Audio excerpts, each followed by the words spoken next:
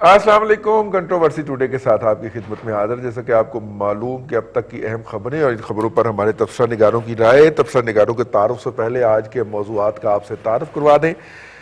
State bank of Pakistan نے ایک report جاری کی ہے, پروجیکشنز جاری کی ہیں, اس کا اظہار کیا اس امید کا مستقبل کے حوالے سے, اور اس امید کے مطابق مالی سال 2020-21 کے another state bank of Pakistan کا دعویٰ ہے کہ ہماری جی ڈی پی گروتھ یعنی کہ معیشت کی شرح نمو جو ہے وہ 1.5% سے 2.5% رہے گی.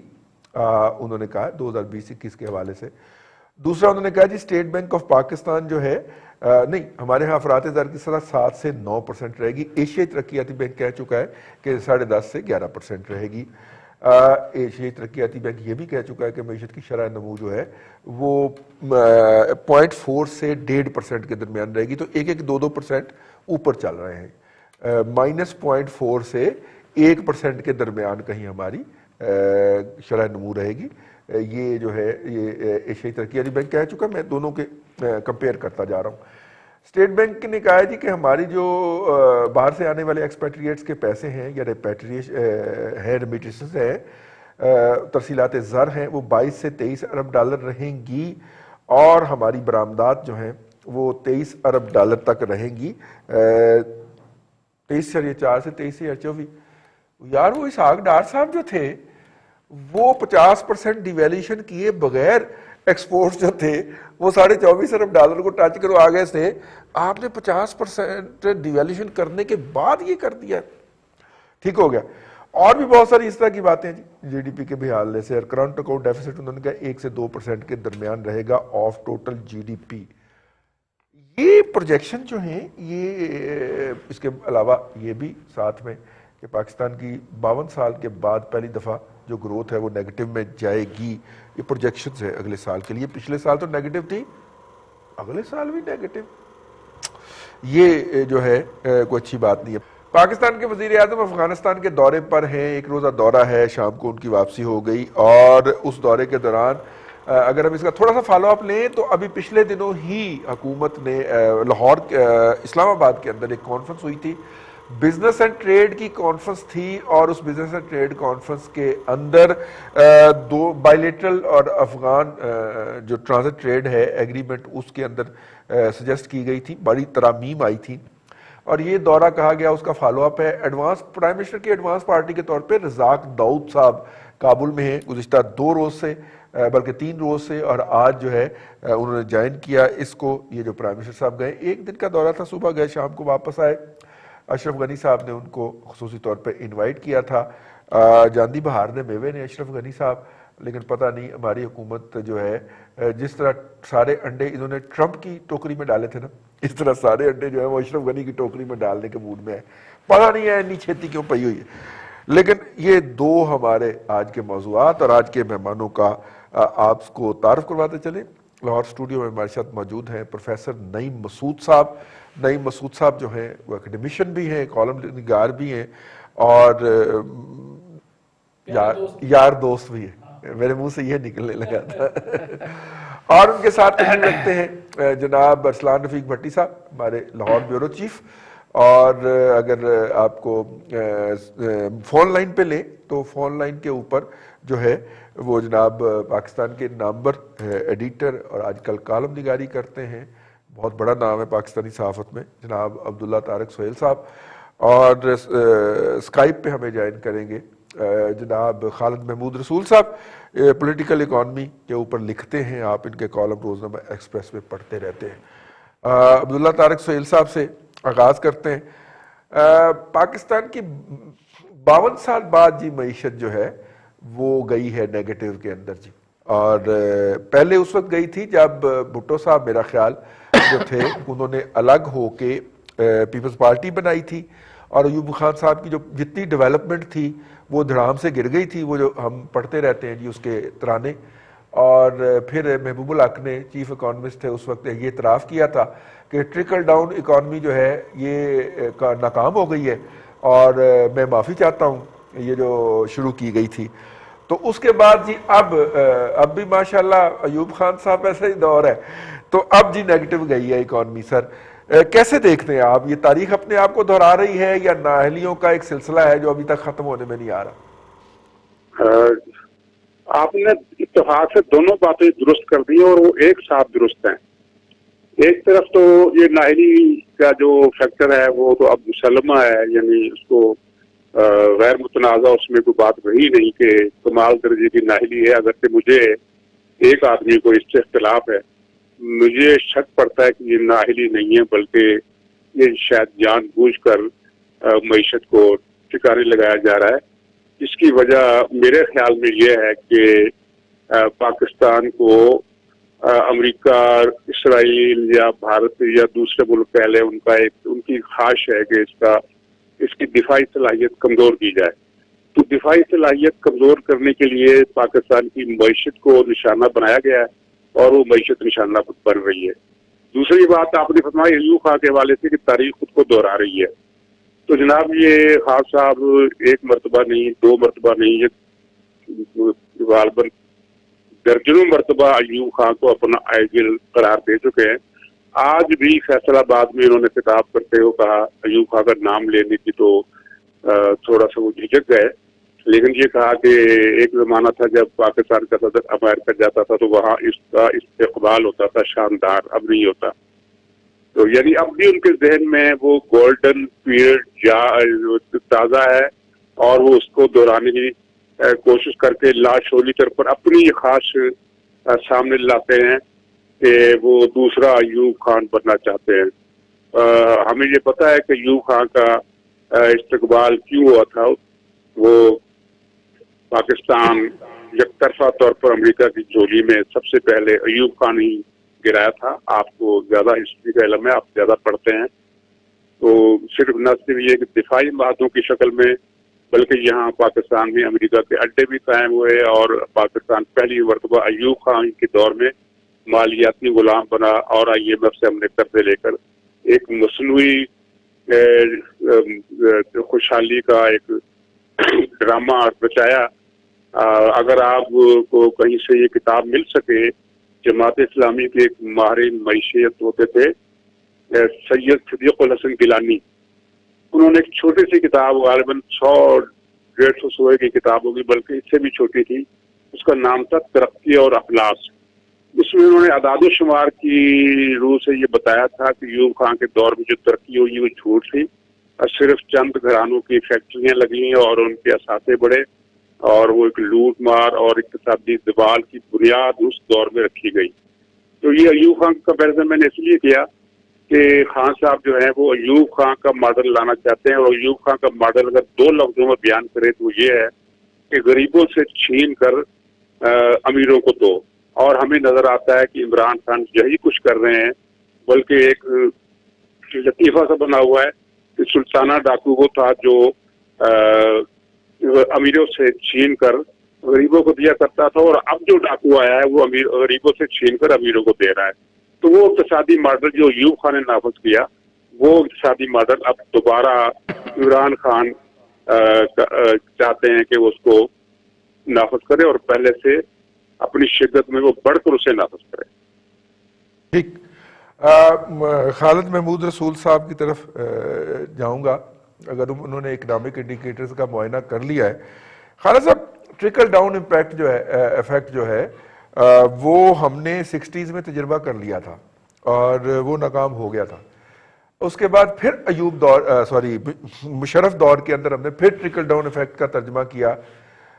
شاید محبوب الحق صاحب چونکہ فنانس منسٹر تھے ضیاء الحق صاحب کے، تو اس لیے انہوں نے یہ بونگی دوبارہ نہیں ماری. پہلے وہ جب چیف اکانومسٹ تھے یہ تجربہ ناکام کر کے امریکہ چلے گئے تھے، لیکن واپس لائے گئے. انہوں نے شاید اس لیے یہ دوبارہ تجربہ نہیں کیا، لیکن مشرف دور میں پھر تجربہ ہوا اور الحمدللہ اب بھی شاید یہ اسی تجربے کی طرف ہی ہم گامزن ہیں کہ امیروں کو مزید امیر کر دیا جائے. میرے جاننے والے جتنے بھی بڑے انڈسٹریل کنگلومریٹس ہیں ان کے ہاں ایکسپینشنیں ہو رہی ہیں اور چھوٹے چھوٹے یونٹس بند ہو رہے ہیں. آپ تو خود موجود ہیں انڈسٹری کے اندر، آپ کو تو پتا ہوگا. تو ایسی صورت کے اندر یہ جو اسٹیٹ بینک آف پاکستان کی پروجیکشنز ہیں سر، آر دے اچیویبل؟ آپ نے اس ایک چیز میں بہت ساری چیزیں جمع کر دی. پہلے تو ٹرکل ڈاؤن ایفیکٹ کی ہم بات کر لیتے ہیں. دیکھیں معیشت میں مختلف طرح کے کانسیپٹ رہے ہیں. ایک ٹرکل ڈاؤن ایفیکٹ جو ہے نا وہ کافی دہائیوں تک جو ہے نا وہ ایک کانسیپٹ تھا کہ بنیادی طور پہ جب پوری اکانومی کا پائی بڑھے گا, پوری اکانومی کی ویلتھ جنریٹ ہوئے گی, تو اس میں نیچرلی پھر کیا ہے کہ جو مارجنلائز طبقے ہیں, جو نچلے طبقے ہیں, ان کو بھی اس کے ثمرات جو ہے نا وہ پہنچیں گے.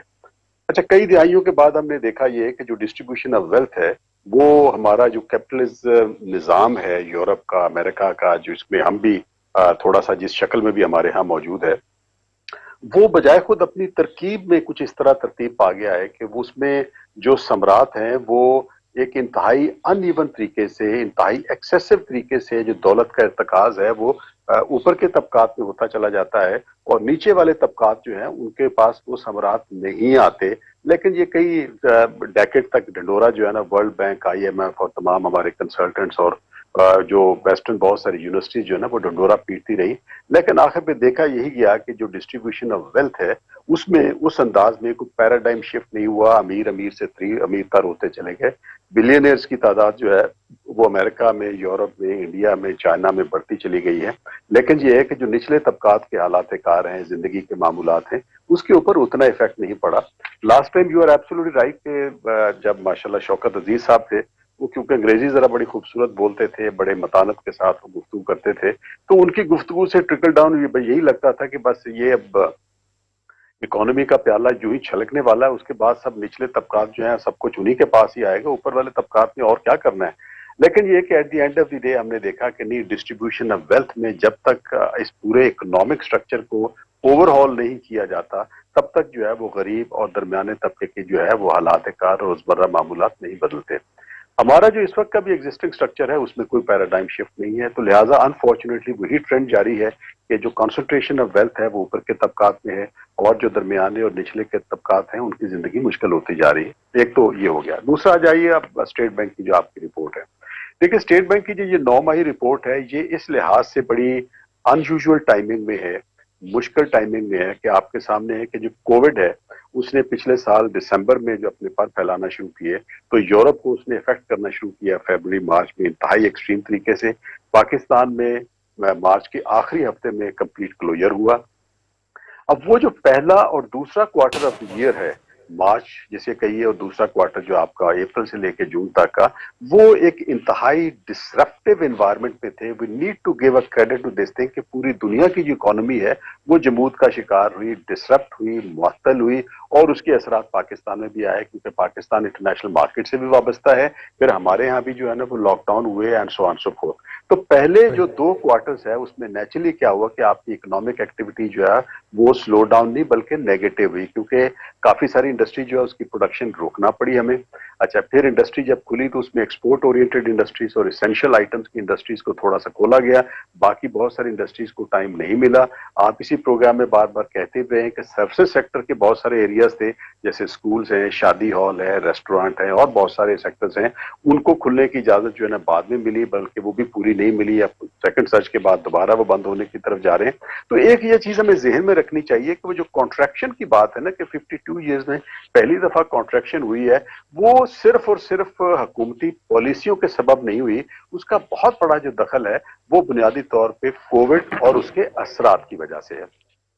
اسی طرح کا میں آپ کو گزارش کروں کہ آپ ساؤتھ ایشیا میں لے لیں تو انڈیا سمیت جو باقی ساؤتھ ایشیا یا ایون ایشیا اور امریکہ کی بھی اکانومیز ہیں, اس میں بھی ان 2 کوارٹرز میں کانٹریکشن ہے جس نے کہ پورے سال کے ایوریج کو امپیکٹ کیا ہے. اس کا براہ راست میرے خیال میں موازنہ مناسب نہیں ہے. اگر 52 سال پہلے جو کانٹریکشن ہوئی اس وقت کچھ حالات بالکل فرق تھے, لیکن یہ جو کانٹریکشن ہے اس میں پرائمریلی کووڈ کا بہت زیادہ عمل دخل ہے. تیسرے نمبر پہ جو بات آپ کر رہے ہیں اس میں یہ ہے کہ جو حکومت کی اکنامک پالیسیز ہیں, کووڈ کے درمیان میں میں سمجھتا ہوں کہ ایک چیز کی ہمیں ضرور داد دینی چاہیے کہ اسٹیٹ بینک نے بہت جلدی رسپونڈ کیا. جو قرضوں کی ادائیگی کو مؤخر کرنا تھا, مارک اپ ریٹس کو بڑی تیزی سے نیچے لایا گیا. اچھا, پھر جو ہمارا آرگنائز سیکٹر تھا اس میں سیلریز کے لیے انہوں نے بڑے کھلے دل سے لون دیے, سو دیٹ کہ جتنا بھی ان امپلائمنٹ کے پریشر کو منیمائز کر سکیں اتنا کیا جائے. میں اس چیز کا شاہد اور گواہ بھی ہوں. میں جس ادارے سے وابستہ ہوں اور باقی انڈسٹری سے اس کا میں کہہ سکتا ہوں کہ اس میں اسٹیٹ بینک نے بہت اچھا رسپانس بھی کیا. اب جو آخری بات میں صرف ایڈ کرنا چاہ رہا ہوں وہ یہ ہے کہ جہاں تک اکنامک پالیسیز کا تعلق ہے، انفارچونیٹلی وہ جو پچھلے سال 2019 میں ہم نے دیکھا، تسلسل 20 میں جو ابھی تک ہم نے دیکھا، وہ یہ کہ حکومت طلب اور رسد کو آپس میں بیلنس آؤٹ نہیں کر پائی۔ نتیجہ یہ ہے کہ شوگر ہے یا گندم ہے یا ہماری عام روزمرہ کی استعمال کی چیزیں ہیں، دوائیاں ہیں، ان چیزوں میں مہنگائی جو ہے نا وہ بہت بڑی ہے۔ ایکسچینج ریٹ میکنزم کو جس انداز میں سال کے شروع میں مینج کیا گیا اور اس کی فلکچویشن ہے، that is hurting the economy. تو یہ جو اتنی زیادہ فلکچویشن ہے، انسرٹنٹی ہے اکنامک پالیسیز کی، I think that is also one of the takeaway کہ انفارچونیٹلی ہم اپنی اکنامک مینجمنٹ کے حساب سے ابھی تک اپنے آپ کو ایک گڈ اکنامک مینیجر ثابت نہیں کر پائے ہیں، اور یہی وجہ ہے کہ پوسٹ کووڈ میں یہ جو آخری کوارٹر ہے اور 2021 جو اگلا سال ہے وہ بڑا اہم ہوگا ہماری اکانومی کے لیے، اور خاص طور پہ جب کہ پولیٹیکل بھی اپیول آپ کے سامنے ہے تو میرے خیال کے مطابق حکومت کے لیے چیلنجنگ ٹائم آلریڈی شروع ہو چکا ہے۔ بالکل ٹھیک ہے۔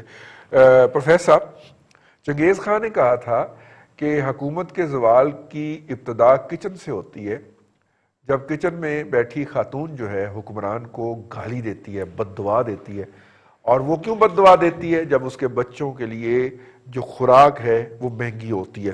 اور خوراک مہنگی کیوں ہوتی ہے؟ جب حکمران نااہل مسلط ہوتے ہیں اور وہ روزمرہ استعمال کی چیزوں کو کنٹرول نہیں کر پاتے۔ اس ناطے اب بہت سارے خواب دکھائے ہیں، جیسے معاشی بحالی ہونے لگی ہے، پاکستان میں چیزوں کی قیمتوں پہ کنٹرول ہونے لگا ہے۔ اگر ہم ان کی کیپیسٹی دیکھیں تو یہ باتیں جھوٹی لگتی ہیں، لیکن اگر ہم جو ہے اسٹیٹ بینک آف پاکستان کے اعداد و شمار دیکھیں تو پتہ لگتا ہے کہ جیسے امید کا سورج کل طلوع ہو رہا ہے۔ کچھ آپ اپنی طرف سے میٹھا ڈالیں اور امید کا سورج طلوع کریں سر۔ کا سورج طلوع اس وقت ہوتا ہے جب قوم میں اعتماد ہو، صرف اکانومسٹ کی باتیں یا اس کا گورکھ دھندا نہ چلے، جب لوگ تسلی کے ساتھ ہوں، انہوں نے سوچ لیا ہو کہ پینڈیمک آئے یا کوئی آسمانی آفت آئے ہم نے مل کے چلنا ہے۔ اب معاملہ یہ ہے، ساری باتیں میرے بھائی جان نے بڑی اچھی کی، لیکن جب کوئی حکومت آتی ہے یا کوئی بھی اپنے پروفیشنل کیریئر کا آغاز کرتا ہے تو اس کی ابتدا سے اس کی اٹھان کا پتہ چل جاتا ہے۔ ہم یہ ضرور مان لیتے ہیں کہ پینڈیمک کی وجہ سے حکومت یا ہماری اکنامکس کا بڑی حد تک بٹا بیٹھ گیا، لیکن کوئی یہ تو بتائے کہ نارمل حالات ہوں، دور 2018 کا ہو یا قبل از انتخابات 2018 کا ہو، کیسے سوچ لیا جاتا ہے کہ 1 کروڑ گھر بن جائیں گے یا 50 لاکھ بن جائیں گے یا 50 بن جائیں گے؟ کسی بنیاد پہ یہ سوچا جاتا ہے نا، کیسے سوچا جاتا ہے کہ 100 نوکری دیں گے، 200 نوکری دیں گے یا 50 لاکھ دیں گے یا کروڑوں میں فگر لے جائیں؟ کسی بنیاد پہ اکانومسٹ بات کرتا ہے۔ اب اس اکانومسٹ کے پاس اگر اکانومی ہے یا اس اکانومسٹ کے پاس پاکستان کی اکانومی ہے کہ جسے کئی دفعہ خاص موقع پہ، خاص حالات میں، خاص ایکو سسٹم میں بلایا گیا اور بٹھایا گیا، تو اس نے پہلے بھی کچھ نہیں کی۔ دیکھیں، خالی خواب دکھانے اور وہ بھی جاگتے لوگوں کو خواب دکھانے سے کچھ حاصل نہیں ہوتا۔ ہمیں اکنامکس کو ایک عام آدمی کی حیثیت سے میں کہتا ہوں ہمیں سنکرونائز کرنا پڑتا ہے۔ گڈ گورننس ہے، ابھی جو بات کی میرے بھائی نے کہ وہ جو ہمیں جو ضروریات ہیں، جو رسد پورا نہیں ہوگا، جو چیزیں، ان کو کون کنٹرول کرتا ہے؟ اگر کہیں تو ایک اے سی کو بھی کر لینا چاہیے، کہیں تو ایک ڈی سی کو ضلع سنبھال لینا چاہیے، کہیں تو لیڈرشپ اوپر تک جانی چاہیے۔ لیکن مجھے پتہ ہے بات لمبی ہو جائے گی، لیکن ایک تاریخی بات میرے ذہن میں آ گئی ہے، اگر آپ اجازت دیں تو میں وہ کر دوں۔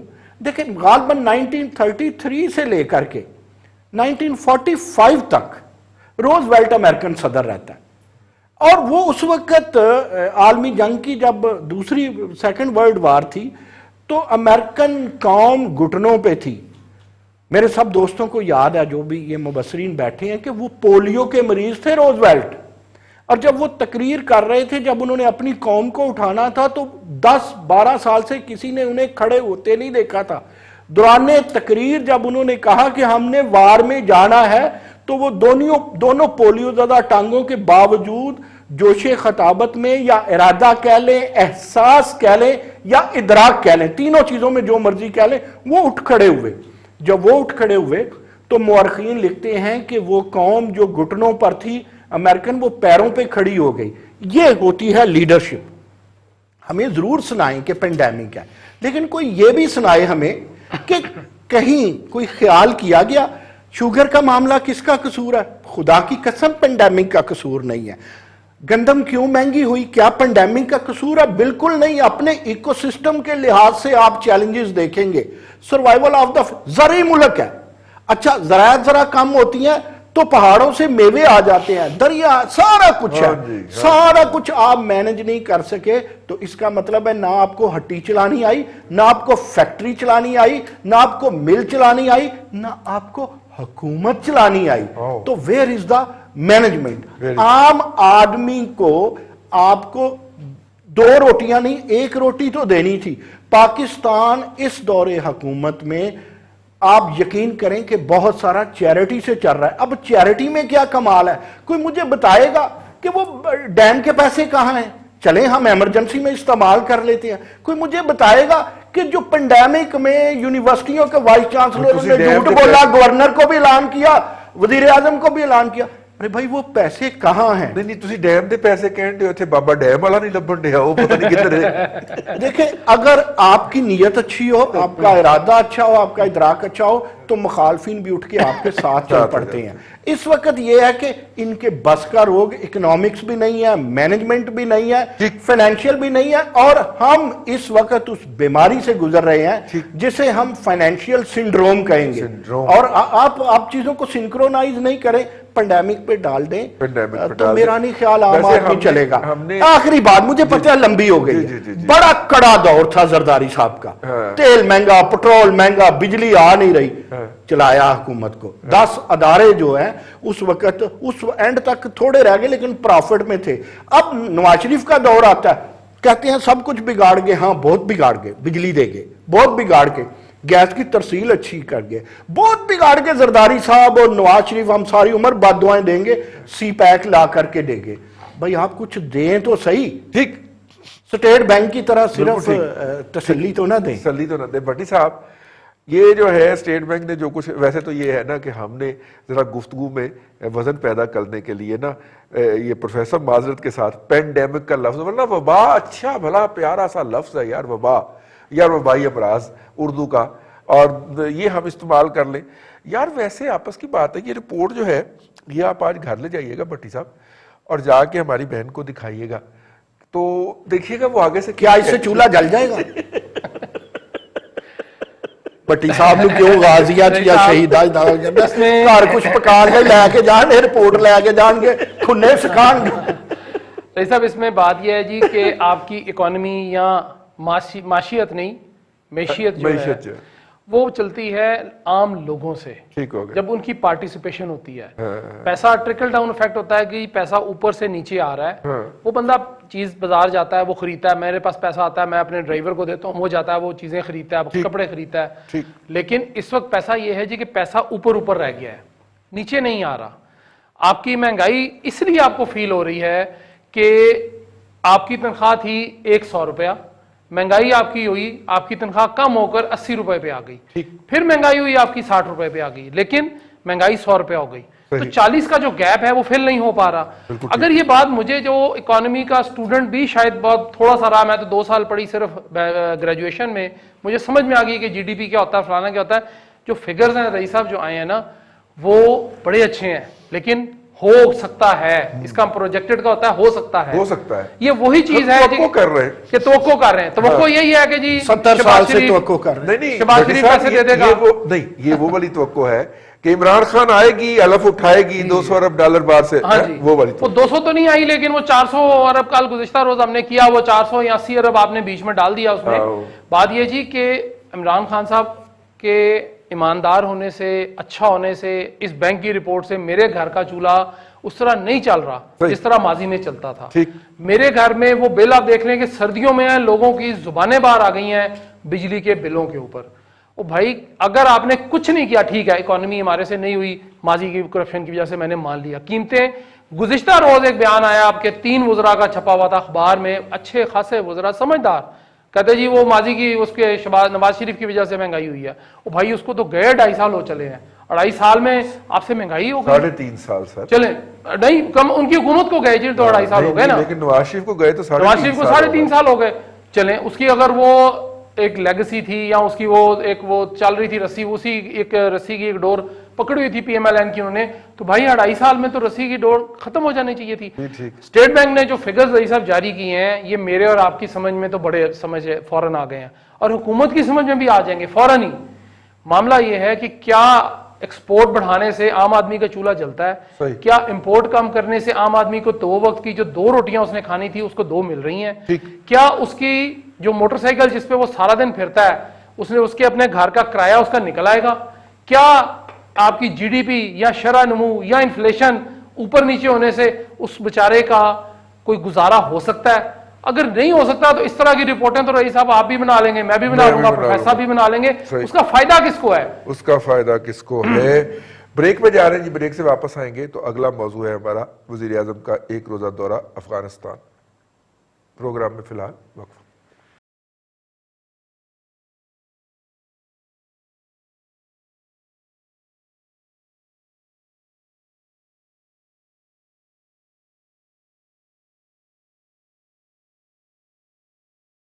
Welcome back. कंट्रोवर्सी टुडे के अंदर आपको एक मरतबा फिर खुशामदीद कहते हैं। इस मौजू में हम बात करेंगे वज़ीर आज़म के कल के यानी आज के दौरा अफ़गानिस्तान के अंदर। अब्दुल्ला तारक सुहेल साहब हमारे जो वज़ीर आज़म हैं वो आजकल अफ़गानिस्तान की अशरफ गनी हुकूमत के साथ बहुत पिंगों में हैं। गुज़िश्ता दिना अब्दुल्ला साहब भी पाकिस्तान तशरीफ़ लाए और उनको भी ऑफिशियल प्रोटोकॉल दिया गया, अगरचे हम काफ़ी सालों से कोशिश कर रहे थे कि वो हमारे मुल्क आएँ, लेकिन वो अब आए और हमने उन्हें प्रोटोकॉल दिया।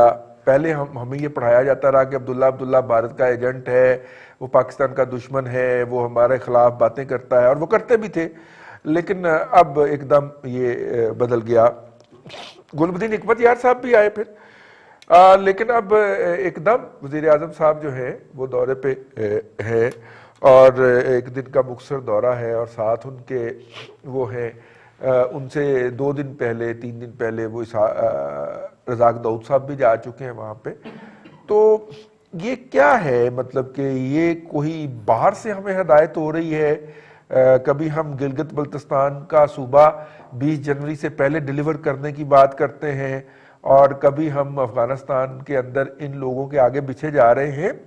ये तो जाती बहार के मेवे है ना सर, ये तो मुज़ाकरात में मसरूफ़ हैं वहाँ पे। फ्यूचर की काबुल गवर्नमेंट बहरहाल इस शक्ल में तो नहीं होगी जिस शक्ल में भी होगी सर, या तो ये पावर शेयरिंग कर रहे होंगे या बाहर बैठे होंगे।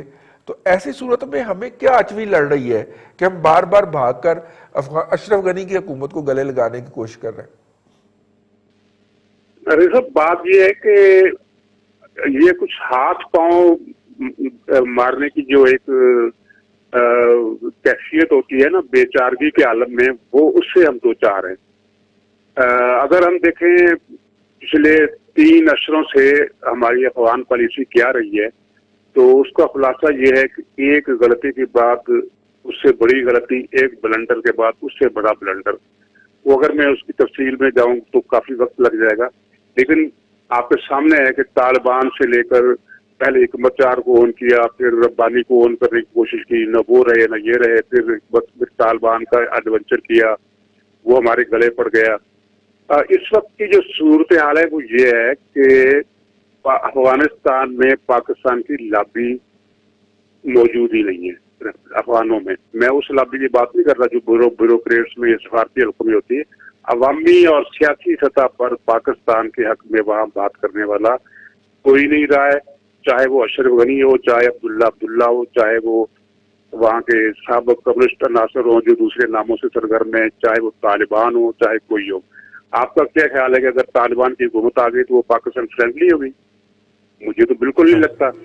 और दूसरा इसमें अहम बात यह है कि इस वक्त अगर अमेरिका की फौज वहां से निकल जाती, जैसे कि वो आधी नफरी उन्होंने बुलाने का ऐलान कर दिया जो हम सुन रहे हैं, आधी नफरी रहेगी और नेटो बहरहाल मौजूद रहेगा, लेकिन फर्ज कीजिए कि ये सारे अमेरिकी फौजी निकल जाते हैं तो अफगानिस्तान पर किसकी हुकूमत बनेगी? यहाँ कुछ लोग ये समझ रहे हैं कि अशरफ गनी हालतग्रस्त हो जाएंगे और कुछ लोग ये समझ रहे हैं कि तालिबान ऊपर आ जाएंगे।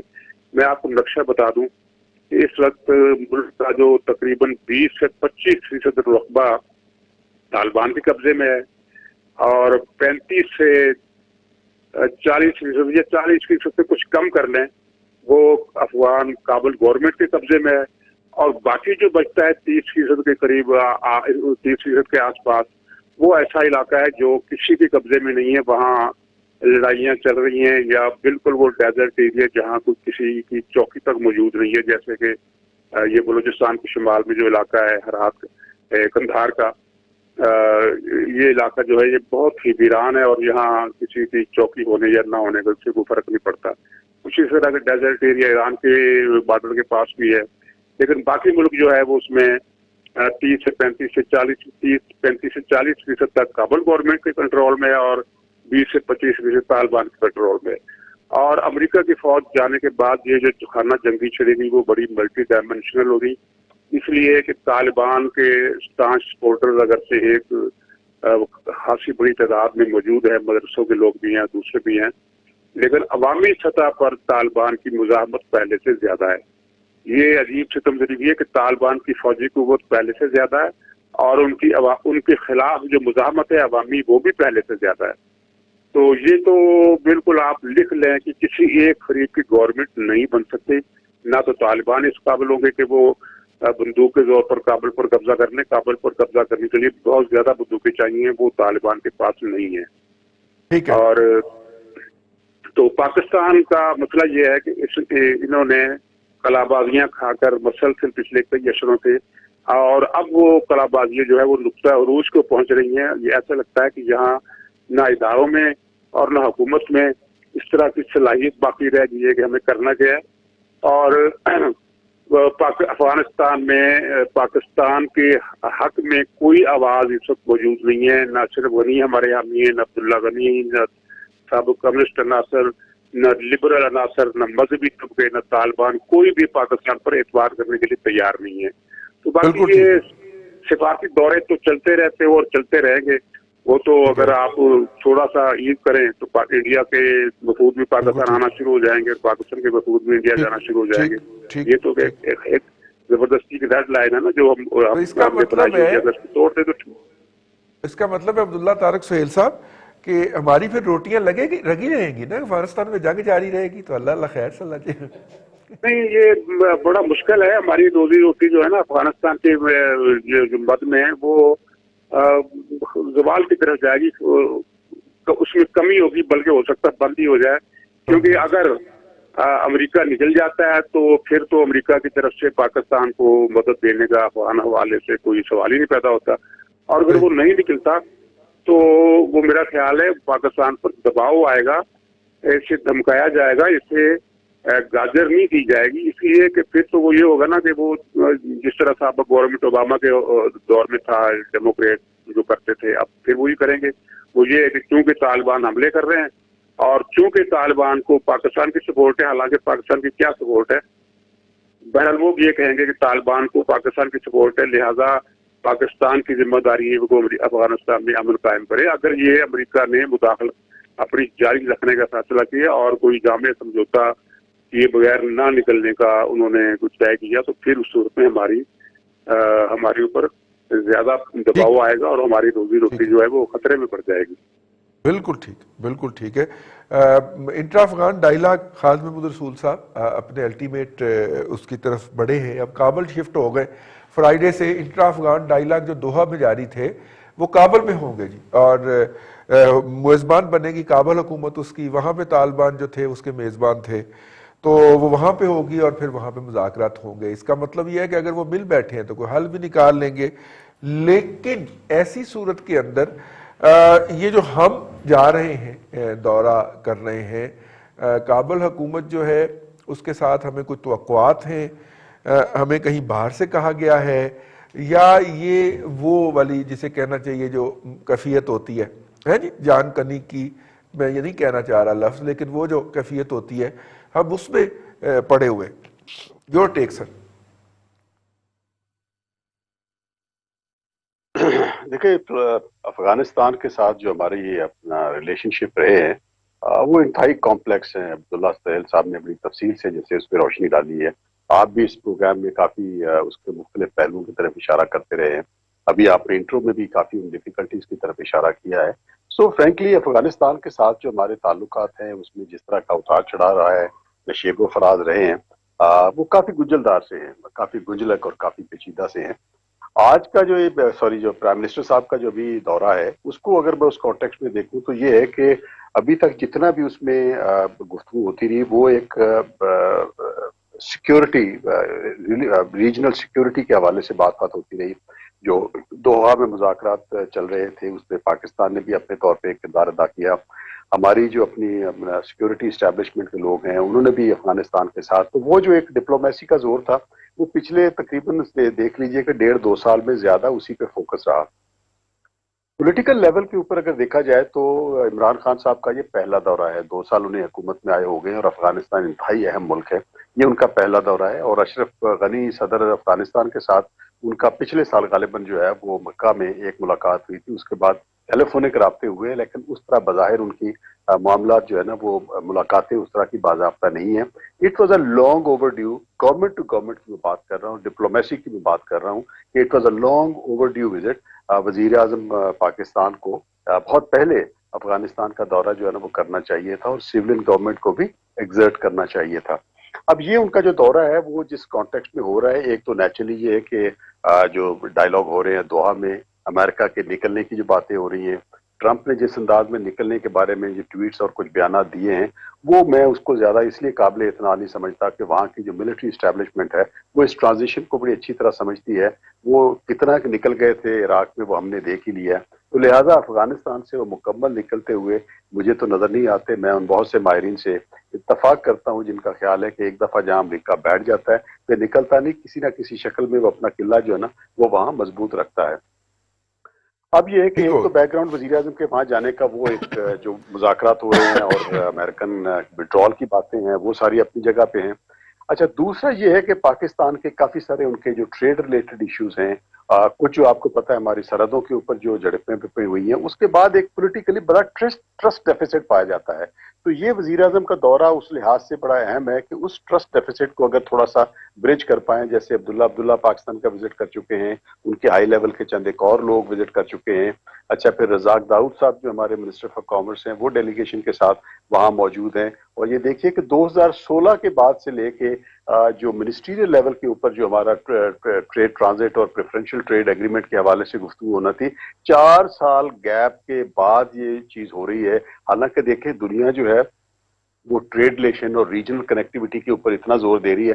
اب آپ کے سامنے یہ ہے کہ کل جو ہے وہ سب سے بڑا ٹریڈ ڈیل CEP جو ہے آسیان اور چائنا کے درمیان میں جو طے پایا ہے، اور اس کے علاوہ اور بے تحاشا معاہدے. تو وی آر ویری اسٹرینج کہ ہمارے ہاں جو جیو پولیٹیکل سچویشن ہے وہ اتنی اوور رائڈ کر جاتی ہے کہ ٹریڈ بہت پیچھے چلی جاتی ہے.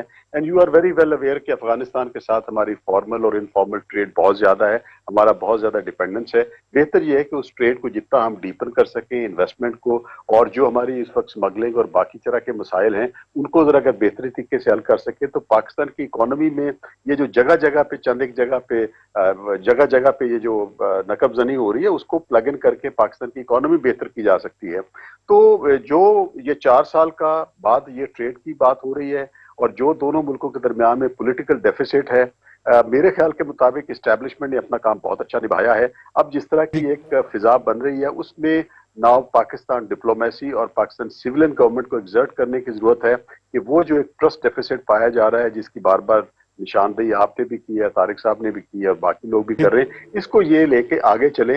توقع کرنی چاہیے، امید کرنی چاہیے کہ اس کو یہ آگے لے کے جا سکیں گے. بالکل ٹھیک.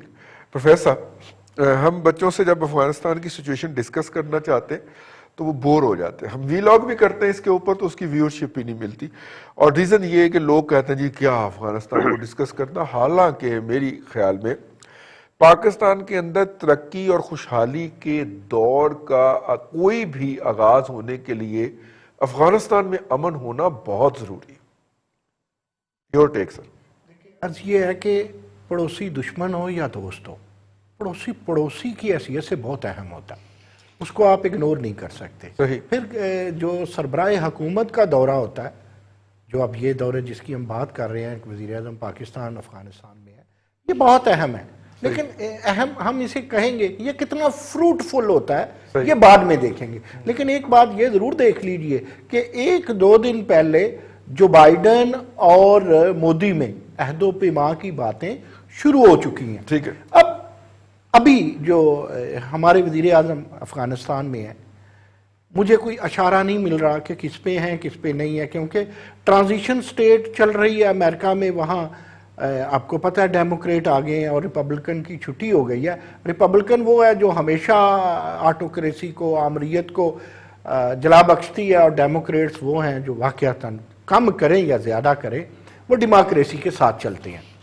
اب ہمارے لیے مشکل صورتحال ہے. اب ہمیں اپنے آپ کو چودھری بھی ثابت کرنا ہے، اچھے سفارتی بھی تعلقات والے بھی ثابت کرنا ہے، اپنی جوہری توانائی کی بھی داغ جمانی ہے، اپنی اکنامکس جو گو ڈوبی ہوئی ہے اس کو بھی اوپر کرنا ہے. تو یہ ساری چیزیں شو کرنے کے لیے یا یہ دکھانے کے لیے یا عالمی برادری میں اپنا جو تم تراکی اور جو تنتنا سے رکھنے رہے برہم کہہ لے، اس کے لیے یہ دورہ ضروری تھا. لیکن ہماری کتنی مانی جا سکتی ہے؟ ہمارے وزیر اعظم گئے، دیکھیں کوئی 2-2.5-3 سال تو لگ گئے ان کے جاتے جاتے. اس سے پہلے ہمارے آرمی چیف بھی گئے تھے. آپ کو یاد ہوگا کہ انہوں نے صدر سے بھی بات کی تھی اور انہوں نے جو ان کی امن کونسل ہے اس کے چیئرمین سے بھی بات کی تھی. اس کے بعد یہ دور، لیکن یہ اگر میں اس دورے اور اس دورے کا کوئی آپس میں افینٹی دیکھتا ہوں یا آپس میں ریلیشن شپ کنیکشن دیکھتا ہوں، مجھے نظر نہیں آتا. اس وقت صورتحال کچھ تو وہی ہے کہ انخلاء ہونا ہے، کیسے ہوتا ہے، کب ہوتا ہے، ہوتا بھی ہے یا نہیں ہوتا. لیکن اس کے علاوہ امریکہ میں سچویشن بدلنے سے اس خطے میں بھی بڑی سچویشن بدل جاتی ہے اور بدل سکتی ہے. پھر آپ دیکھیں ابھی تک ہماری سفارتکاری، جس کے ہماری سفارتکاری کے سربراہ شاہ محمود قریشی ہیں، نہ ان کے پلے ہی کچھ پڑا ہے، نہ ان کے پلے کسی اور نے کچھ ڈالا ہے کہ ہم سرخرو ہو جائیں کہ پاکستان کی سفارتکاری بڑی اچھی چل رہی ہے. میں کہتا ہوں دونوں اکٹھے گئے ہیں، پڑوسی ہیں، دیکھتے ہیں تیل، دیکھتے ہیں تیل کی دار دیکھتے ہیں. وہ کہتے ہیں نہ نومن تیل ہوگا نہ رادہ ناچے گی. امریکہ ہماری بات رضی صاحب اب نہیں مانتا. امریکہ یہ سمجھتا ہے کہ جو بھی اسٹریٹجک پالیسی ہے اس خطے کی، اس میں چائنا کو دیکھنا ہے، انڈیا کو دیکھنا ہے، ایران پہ نظر رکھنی ہے، وغیرہ وغیرہ وغیرہ. کیونکہ آپ نے دیکھا کہ سفارتکاری کا زوال یہ ہے کہ ہم سعودیہ بھی کھو بیٹھے ہیں. تو اب اگر چھوٹے موٹے ملک، ایک وہ بات، افغانستان چھوٹا موٹا ملک نہیں ہے، یہ دورہ غیر اہم نہیں ہے، لیکن میں کہتا ہوں کہ فروٹفل کتنا ہے ابھی بعد میں پتا چلے گا. لیکن ہمیں اپنے تعلقات کو استوار کرنا پڑے گا. ہم اس طرح ڈاؤن گئے ہیں. میں یہ خالد رسول صاحب کی بات مانتا ہوں کہ یہ پہلے دورہ کرنا چاہیے تھا، یہ واقعی پہلے کرنا چاہیے تھا. اس وقت رائٹ نو ابھی مجھے کچھ سمجھ نہیں آ رہی. لیکن یہ یاد رکھیے کہ جب تک ہماری اکنامکس، ہماری داخلہ پالیسیز اچھی نہیں ہوں گی، تب تک کوئی دور کا دوست ہو یا کوئی قریب کا دوست ہو، ہم سکسیسفل حکمران بن سکتے ہیں نہ حکومت بن سکتے ہیں. اب میری خواہش یہ ہے کہ عمران خان صاحب جب یہ سارا کچھ تھوڑے دنوں بعد سامنے آئے گا تو اس میں پتہ چلے گا کہ دوحہ والے معاملات میں پاکستان کی کتنی انوالومنٹ ہے، امریکہ پاکستان کی کتنی مانتا ہے، چائنا اس حوالے سے، رشیا اس حوالے سے کتنی مانتا ہے. جب تک یہ سارے لوگ کوشش نہ کریں اور جو بھارتی لابی ہے وہاں پر اسے سنب نہ کیا جائے تو یہ دورے رائے گاں چلے جائیں گے. کیونکہ بھارتی لابی راہ کا کام ہم سے وہاں پر تعلق داری اور نیگٹیوٹی میں بہت آگے نکل چکا ہے. ہمیں اس کو قابو کرنا ہے. دیکھتے ہیں کیا عمران خان یہ ساری چیزیں سمیل کر لیتے ہیں. سمیل کرتے ہیں تو آ کے سٹریٹجی وہ بناتے ہیں یا پھر وہ بناتے ہیں جو افغانستان کے حوالے سے بنایا کرتے ہیں وہی بنائیں گے. آپ کی کیسے جرت ہوئی کہ آپ نے یہ سوچ لیا؟ پروفیسر صاحب آپ کیا کرتے ہیں؟ آپ نے آج مجھے بھی لفٹ دینی ہے، گاڑی جو ہے وہ بڑی وہ ہوتی ہے. چھوڑیں جی پروفیسر صاحب کو، ارسلان بھٹی صاحب کی طرف چلتے ہیں. بھائی بھٹی صاحب ہم تو اس پہ بیٹھے ہوئے ہیں جی، ہم نے افغان مہاجرین کو پناہ دی تھی اور یہاں پہ ان سے بہت اچھا سلوک کیا تھا، مواخات مدینہ والا سلوک کیا تھا، اور اس کے نتیجے میں افغان جو ہیں ان کی پوری 2 نسلیں ہمارے زیر اثر ہیں، اور اس کے بعد ہمیں لابنگ کرنے کی ضرورت نہیں ہے. عبداللہ طارق سہیل صاحب فرما رہے تھے کہ وہاں پہ تو پاکستان کی لابی کی کوئی نہیں ہے. یعنی افغان ریفیوجیز کا جو کمشنر ہوتا تھا وہ کرپشن کی سب سے بڑی اماج گاہ ہوتی تھی. جو لوٹ مار وہاں پہ ہو رہی ہوتی تھی ان بے زبانوں کے ساتھ جو ان کے نام پہ پیسے آتے تھے اور جس طرح تمام بیوروکریسی اس کو کھاتی تھی, اس کا نتیجہ آج یہ نکلا ہے کہ جن لوگوں نے یہاں پہ 8 سال 10 سال 15 سال 20 سال تک پناہ لیے رکھی, اب وہ پاکستان کا نام جو ہے وہ اچھے طریقے سے نہیں لیتے. دیکھ لیں کرپشن نسلوں تک مار کر جاتی ہے. اور آپ کے ہمارا نسلوں کا تعلق ہے افغانوں سے, کئی 100 سالوں سے, لیکن اب وہاں پہ پاکستان کی کوئی لابی ایگزسٹ نہیں کرتی. بھٹی صاحب رئیس صاحب وہ دورے پر تو میں بول ہی دوں گا. مجھے یہ بتائیے کہ رزاق داؤد صاحب آپ نے ایک جملہ بولا, وہ افغانستان میں گئے 3 روزہ دورہ ایڈوانس پارٹی کے طور پہ, تو چلغوزہ پاکستان میں سستا ہو گیا. اب مجھے نہیں سمجھ آیا یہ لنک کیا تھا. پاکستانی چلغوزہ ملا, ٹھیک ہے نا. اچھا جی جس کا بھی چلغوزہ سستا ہو ملا, نہیں ملا تو نہیں, کاغذوں میں ہوگا, آٹا بھی سستا ہو گیا, ملا نہیں ملا. لیکن بات یہ ہے کہ جی آن اے سیریس نوٹ کے پرائم منسٹر صاحب ہمارے گئے ہیں 18 ماہ کے 19 ماہ کے بعد, پہلا دورہ ہے ان کا یہ افغانستان کا. اس سے پہلے وہ نہیں گئے ہیں, جا سکتے تھے, بالکل ہم سائے میں ہیں. وہ تو آپ گاڑی پہ جانا چاہیں تو 2 دن میں تو میرے خیال یہاں سے لاہور اسلام آباد سے گاڑی میں بھی آپ پہنچ جاتے, 1 دن میں بھی پہنچ سکتے تھے. لیکن چلیں دیر آئے درست آئے والی بات ہے. بات یہ رہی صاحب کی جو لابی کی بات ہے, دیکھیں جو ہماری لابی تھی وہاں پر, اس کو تو ہم نے خود اس پہ ٹیگ ایک اتار کے دوسرا ٹیگ ہم نے لگایا, اور وہ ٹیگ لگ گیا دہشت گردوں کا یا انتہا پسندوں کا. وہ ہمارے سے متنفر ہو کے وہ تو گئے چلے. اب جو ہمارے باقی لوگ تھے ان کو ہم پہلے ہی منہ نہیں لگاتے تھے, چونکہ ہمارے وہ دوست تھے, تو ہم جو یہ والے دوسرے دوست تھے جو آج کل حکومت میں ہیں ان کو ہم نے منہ ہی نہیں لگایا کبھی بھی. اب وہ آئے, انہوں نے, ہم نے ان کو اچھا دیکھ بھال بھی کی, ان کی مہمان نوازی بھی کی. ایک تو نواز کا لفظ بار بار آتا ہے نا جی, بڑا زیادتی ہے مہمان نوازی, نواز کا جی, مہمان نوازی بھی کر دی. اب وہ چاہ ہم یہ رہے ہیں رئیس صاحب کہ ہمیں افغانستان سے ٹھنڈی ہوا آئے. مسئلہ یہ ہے جی کہ وہاں پہاڑوں پہ برف باری بھی ہو گئی, سارا کچھ ہو گیا. افغانستان میں شمالی علاقہ جاتا جی جی جی شمالی علاقہ جاتا ہے, وہاں سے آپ آگے چلے جائیں تو شاید بنگلہ دیش چلے جائیں, پتہ نہیں, سینٹرل ایشیا. جی میں بنگلہ دیش چلے جاتے ہیں جی ہم تو. یہ پی ٹی آئی کے ایک صاحب نے کہا ہے جی بنگلہ دیش پہنچ جاتے ہیں ہم. نہیں وہ تو نیپال جاتے ہیں, نیپال کے جنگلوں, وہ نیپال سے ہوتے ہوئے جنگلوں میں سے تو نکل جاتے ہوں گے نا جی. اب وہ کہیں بھی جا سکتے ہیں, ہم تو پی ٹی آئی کے جو ہوئے. یار خدا دا واسطہ میرا جغرافیہ نہ خراب لیکن تسی آپ کے تھوڑا وزیر اعظم اپنی گلا اپنے تک رکھو, اگلی نسل تک غلط جغرافیہ کرو, تازہ کرو. انہوں نے افغانستان اور بنگلہ دیش ملا دیتا ہے نا جی. رحم آپ کچھ بھی کر سکتے ہیں, آپ جرمنی جاپان نہیں ملا, جرمنی جاپان ملایا پرائم منسٹر نے. اگے دیکھو قوم دا کی حال ہے, ٹھیک ہے نا. اب معاملہ یہ رہی صاحب کہ اس 1 روزہ دورے کا ہمیں فائدہ کیا, وہ تو چلیں اب وہ جو ہوگا اس کا افسرات تھوڑے دن کے بعد آئیں گے. لیکن بائی لیٹرل ٹریڈ کا بار بار ذکر کیا جا رہا ہے کہ 2 طرفہ تجارت ہوگی. 2 طرفہ, ٹھیک ہے جی. ایک بات, اخوان وہ جو مہاجرین تھے ان کے ساتھ ہم نے سلوک اچھا کیا برا کیا, وہ ایک الگ چیپٹر ہے, بہت لمبا اس پہ. ہم نے تو اس کی جو جیکٹیں آئی تھی وہ میرے پاس آج بھی موجود ہے جی, میں نے 450 روپے میں خریدی تھی جی, وہ سبز رنگ کی, بڑی اچھی جیکٹ ہے, 30 سال ہو چلے, اس کو خراب ہی نہیں ہوا کچھ بھی, اس کا فرسٹ کلاس چلتی ہے وہ. 600 کی بیچنی ہے نہیں جی, وہ نہیں بیچنی, بہت اچھی جیکٹ ہے, گرم بہت ہے. مسئلہ یہ رہی صاحب کہ ہم کیا افغانستان کے ساتھ ہم نے اپنے ڈپلومیٹک یا سفارتی تعلقات اچھے کیے برے کیے, کیا ہم نے تجارت جو ہم کرنا چاہتے تھے یا ہماری ہو سکتی تھی. افغانستان میں تو ہے کچھ نہیں ہے, وہ تو سینٹرل ایشین سٹیٹ سے وہاں سے آتے ہیں گزرتے ہیں, وہ راہداری وغیرہ ان کو دے دو جاتے ہیں, کچھ یہ زبردستی لے لیتے ہیں, کچھ علاقے میں ہم آ جاتے ہیں, کچھ میں وہ آ جاتے ہیں, پیسے ویسے مل جاتے ہیں. معاملہ یہ ہے رئیس صاحب کہ کیا ہم نے افغانستان کو اس حد تک لے کے گئے کہ ہم سینٹرل ایشین جو جتنی بھی وہاں پہ ملک ہیں, کیا ہم ان کے ساتھ ہم نے بہت کلیئر راہداری لی ان سے, کبھی کلیئر راستہ لیا ہم نے کہ ہم بغیر کسی رکاوٹ کے میں اور آپ ہم یہاں سے بیٹھیں اور چلے جائیں؟ ہم نے کبھی بھی نہیں کیا. ہم اور آپ ایک ٹیبل پہ آس پاس بیٹھ کے اس وقت رپورٹنگ کیا کرتے تھے, آج سے کوئی 16 سال پہلے کی بات ہے, اور میں نے وہاں پہ بیٹھ کے خبر دی تھی کہ افغانستان میں طالبان کی حکومت کے بعد, امریکہ کا قبضہ ہو جانے کے بعد یہ حالات نہیں تھے کہ این ایل سی کے وہ 2 تلواروں والا سمبل لے کے ہمارا ٹرک افغانستان میں جا سکے. اور انہوں نے کہا کہ یہ تو سبز جھنڈی سرخ جھنڈی ہوگی کسی بھی افغان کو دکھانا, یہ آپ یہ لے کے جائیں گے. تو بہرحال آج کا وقت ختم ہو گیا. عبداللہ طارق سہیل صاحب, خالد محمود رسول صاحب प्रोफेसर नईम मसूद साहब اور جناب ارسلان بھٹی صاحب، چاروں صاحب کا بہت شکریہ آج کے پروگرام میں تشریف لانے کا۔ تو جو پالیسی ساز تھے ان کے لیے لمحہ فکریہ ہے کہ 18 سال پہلے 16 سال پہلے ہم نے یہ خبر دی تھی کہ وہاں پہ ان کے نشان والا ٹرک نہیں جا سکتا۔